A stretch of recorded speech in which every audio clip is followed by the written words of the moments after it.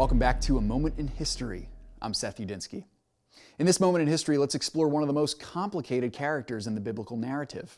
This man was famous for two physical attributes, his hair and his strength. This man was consecrated to God at a young age, but his life was a complicated story of obedience at some points and licentiousness at others. He was quite possibly the most famous judge of the people of Israel during the Old Testament. Let's explore the life of Samson the Judge.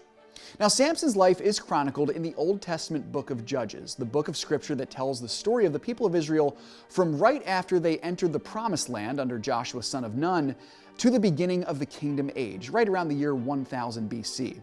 Now, to be set apart from their pagan neighbors, God intentionally did not give his people a king, but instead appointed over them judges to govern and lead them in the way of the Lord. Like many of the kings that would follow in the Kingdom Age, the judges were sometimes unsuccessful at this task. Now, one of these judges was Samson.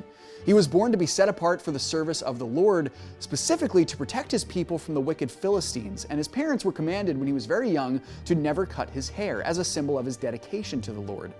Now, Samson's greatest strength was quite literally his strength. He was given supernatural strength from God, and he used it mightily, exacting vengeance on the Philistines for their mistreatment of Israel. One time, he killed 1,000 men by hand with the jawbone of a donkey. Now, I have never actually seen a donkey's jawbone before, much less used one as a weapon, so I can imagine this was a pretty impressive task. This man was clearly a mighty man of God. But Samson's downfall was his love of foreign women, a sin all too common among Israelites in the Old Testament. Samson was seduced by Delilah, who figured out the secret of his strength. She had his locks cut off, and in a conspiracy with the Philistines, had Samson captured and his eyes gouged out. But even in this tragic hero, God's grace still shines. While the Philistines were celebrating their apparent victory, a discouraged, captive, and now blind Samson called on the name of the Lord one last time to give him strength again to take revenge on his enemies.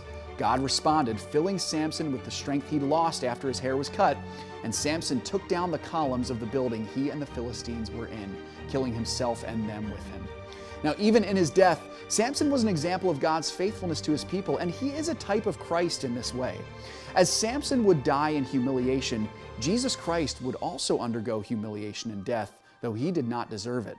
As Samson's death brought his people victory, so Jesus Christ has given victory to us in his death and resurrection over our mortal enemy. Thanks so much for joining me once again for A Moment in History.